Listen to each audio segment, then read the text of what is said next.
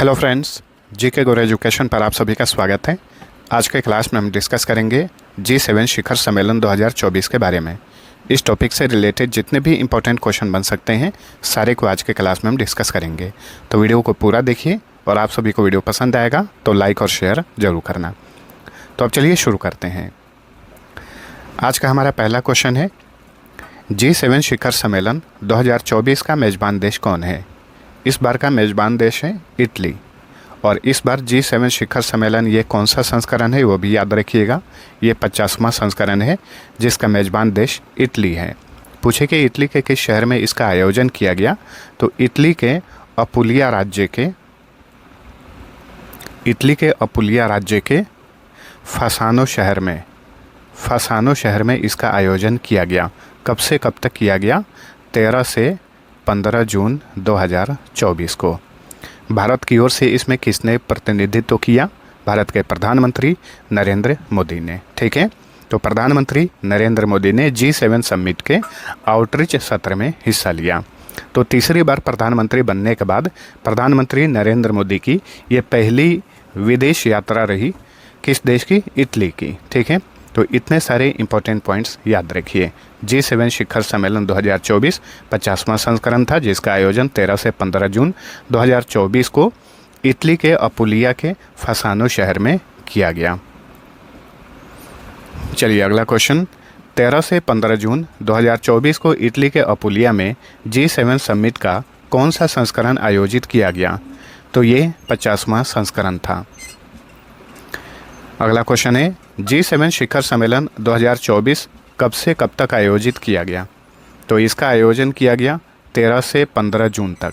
13 से 15 जून 2024 को इस बार का शिखर सम्मेलन आयोजित किया गया इटली के अपुलिया में। ठीक है, G7 शिखर सम्मेलन 2024 की अध्यक्षता किसने की? Very important question. तो देखिए, G7 जो है हर साल इसमें 7 सदस्य देश हैं। बारी बारी से इन सभी देशों में हर साल इस सम्मेलन का आयोजन किया जाता है। जिस देश में इसका आयोजन किया जाता है उस देश के जो प्रमुख होते हैं, या तो प्रधानमंत्री या तो राष्ट्रपति जो प्रमुख होता है वो इसकी अध्यक्षता करता है। तो इस बार जॉर्जिया मेलोनी जो हैं ये इटली की प्राइम मिनिस्टर हैं। जॉर्जिया मेलोनी द्वारा G7 समिट 2024 की अध्यक्षता की गई। याद रखिएगा, जॉर्जिया मेलोनी इटली की प्राइम मिनिस्टर हैं। इटली के राष्ट्रपति हैं सर्जियो मैटेरेला। सर्गियो भी लिखा जाता है, सर्जियो मैटेरेला ये इटली के राष्ट्रपति हैं। ठीक है, तो जिस तरह से भारत के राष्ट्रपति द्रौपदी मुर्मू हैं उस तरह से इटली का राष्ट्रपति हैं सर्जियो मैटेरेला। लेकिन जो प्रमुख होता है, जिसके पास सबसे ज़्यादा शक्ति होती है वो प्रधानमंत्री के पास होती है। तो ये हैं जॉर्जिया मेलोनी। इन्होंने G7 शिखर सम्मेलन 2024 की अध्यक्षता की। G7 में सदस्य देशों की संख्या कितनी है? G7 में सदस्य देशों की संख्या 7 है। कौन कौन से देश हैं ये? तो ये है जर्मनी, याद रखिएगा, जर्मनी, यूनाइटेड किंगडम यानी ब्रिटेन, फ्रांस, इसके अलावा कनाडा, अमेरिका USA और इटली और जापान। ठीक है, ये 7 देश इसके सदस्य देश हैं। इसमें आपको EU भी दिखाई देता होगा, यूरोपियन यूनियन, यूरोपीय संघ। तो देखिए, हर साल ये शिखर सम्मेलन में कंपलसरी हिस्सा लेता है, लेकिन G7 का ये सदस्य नहीं है। लेकिन शिखर सम्मेलन में EU जो है हिस्सा जरूर लेता है। भारत ने हिस्सा लिया, भारत को क्योंकि आमंत्रित किया गया था। तो G7 में सदस्य देशों की संख्या 7 है। G7 का मुख्यालय कहाँ पर है? देखिए, G7 जो है ये एक ऐसा संगठन है जिसका कोई भी औपचारिक चार्टर या फिर मुख्यालय नहीं है। जिस साल जिस देश में इस सम्मेलन का आयोजन किया जाता है उस देश में उस समय एक जगह फिक्स किया जाता है, वहाँ पर सम्मेलन का आयोजन किया जाता है। इसलिए इसका कोई भी औपचारिक मुख्यालय या सचिवालय नहीं है। G7 शिखर सम्मेलन प्रत्येक कितने साल पर आयोजित किया जाता है? हर साल इसका आयोजन किया जाता है। ठीक है, यानी 1 साल पर इस सम्मेलन का आयोजन किया जाता है। इस बार का ये सम्मेलन का 50वां संस्करण था। पूछे कि पिछले साल 49वें संस्करण का आयोजन कहाँ पर किया गया था, तो जापान के हिरोशिमा शहर में, हिरोशिमा, जहाँ पर परमाणु बम गिराया गया था यूएस द्वारा। निम्न में से कौन सा देश G7 का सदस्य नहीं है? पूछ रहा है नहीं है, तो तुर्की जो है, जिसका अब नया नाम तुर्कीये है, ठीक है, तो आप कहीं पर भी तुर्कीये लिखिएगा, तुर्की मत लिखिएगा, नहीं तो आंसर गलत हो जाएगा। तुर्की अब इसका नया नाम है। तो ये जो है G7 का सदस्य नहीं है। और कौन कौन से सदस्य हैं मैंने अभी आप सभी को बताया, Germany, United kingdom, France, Canada, America, Italy और जापान इसके सदस्य हैं। ये सारे सदस्य हैं। भारत भी G7 का सदस्य नहीं है। तो कई बार क्वेश्चन पूछता है कि भारत जो है निम्न में से किस संगठन का सदस्य नहीं है, तो याद रखिएगा G7 या फिर आसियान, ये ऐसे संगठन है जिसका सदस्य भारत नहीं है। ठीक है, चलिए अगला क्वेश्चन, G7 क्या है?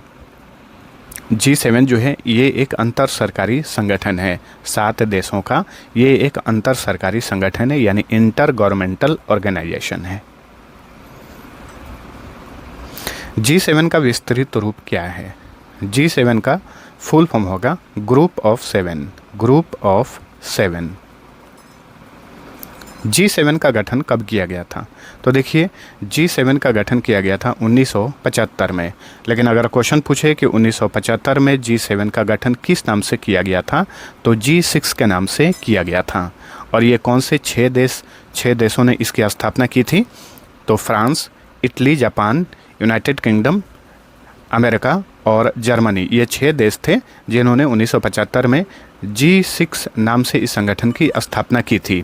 बाद में चलकर 1976 में इसमें कनाडा शामिल हो गया। कि G6 जो संगठन 1975 में बना था, इसे G7 के नाम से कब से जाना जाता है? तो 1976 से, क्योंकि 1976 में इसमें कनाडा शामिल हुआ। और 1977 में, ये भी ध्यान रखिए, 1977 से इसमें यूरोपियन यूनियन भी हिस्सा लेता है। चलिए अगला क्वेश्चन, 1975 में G7 का गठन किस नाम से किया गया था? G6 के नाम से। ठीक है, प्रथम G7 शिखर सम्मेलन कहाँ पर आयोजित किया गया था? तो प्रथम G7 शिखर सम्मेलन का आयोजन फ्रांस में किया गया था। ठीक है, सही उत्तर होगा रैम्बुलेट, फ्रांस। ठीक है, रैम्बुलेट, फ्रांस में इसका आयोजन किया गया था नवंबर 1975 में। G7 ने किस वर्ष तक नेट जीरो स्थिति प्राप्त करने का लक्ष्य निर्धारित किया है? नेट जीरो का मतलब क्या है? जीरो कार्बन उत्सर्जन। ठीक है, तो G7 देशों ने किस वर्ष तक जीरो कार्बन उत्सर्जन का लक्ष्य प्राप्त करने के लिए, मतलब ये एक सीमा निर्धारित किया है 2050 तक। Option B right answer. यहाँ पे 2 इंपॉर्टेंट पॉइंट्स और याद रखिए, भारत ने 2070 तक नेट जीरो स्थिति प्राप्त करने का लक्ष्य निर्धारित किया है। वहीं चीन जो है भारत का पड़ोसी देश, ये 2060 तक नेट जीरो स्थिति प्राप्त करने का लक्ष्य निर्धारित किया है। वहीं G7 देशों ने 2050 तक नेट जीरो स्थिति प्राप्त करने का लक्ष्य निर्धारित किया है। 49वां G7 शिखर सम्मेलन 2023 कहाँ पर आयोजित किया गया था? जापान के हिरोशिमा में। पिछले साल मई 2023 में जापान के हिरोशिमा में 49वें G7 शिखर सम्मेलन का आयोजन किया गया था। लगातार तीसरी बार प्रधानमंत्री बनने के बाद पीएम मोदी ने जिस देश की अपनी पहली विदेश यात्रा की वह है, तो वो इटली है। ठीक है, और यहीं पर G7 का आयोजन किया गया जिसमें पीएम मोदी ने हिस्सा लिया। भारत को ध्यान रखिएगा अतिथि के रूप में, विशेष अतिथि के रूप में आमंत्रित किया गया था, और भी देशों को आमंत्रित किया गया था। रूस किस वर्ष G7 समूह से अलग हो गया? देखिए एक समय हुआ करता था कि रूस भी G7 का सदस्य था, उस समय G8 के नाम से इसे जाना जाता था। रूस 2014 में इससे अलग हो गया, तो फिर से इसे G7 के नाम से जाना गया। देखिए G7 में रूस 1997 में शामिल हुआ, तो 1997 से G8 के रूप में जाना जाता था 2014 तक, और 2014 में जैसे रूस इससे अलग हो गया तो फिर से इसे G7 के नाम से जाना जाने लगा। ठीक है, क्रीमिया पर, यूक्रेन में जो क्रीमिया एक जगह है ना, उधर रूस ने हमला किया था, उस विवाद के कारण जो है रूस को इस संगठन से अलग कर दिया गया 2014 में। इटली में आयोजित G7 शिखर सम्मेलन में किन 2 देशों के बीच 10 साल के लिए द्विपक्षीय सुरक्षा समझौते पर हस्ताक्षर किए गए? वेरी इंपॉर्टेंट क्वेश्चन है। देखिए रूस और यूक्रेन के बीच में काफ़ी भीषण जंग चल रहा है और इसी बीच जो इटली में G7 शिखर सम्मेलन 2024 आयोजित किया गया, इस सम्मेलन के दौरान ही अमेरिका और यूक्रेन के बीच में 10 साल के लिए द्विपक्षीय सुरक्षा समझौते पर हस्ताक्षर किए गए हैं, तो इसे नोट करिए। चलिए अगला क्वेश्चन, भारत निम्न में से किस संगठन का सदस्य है?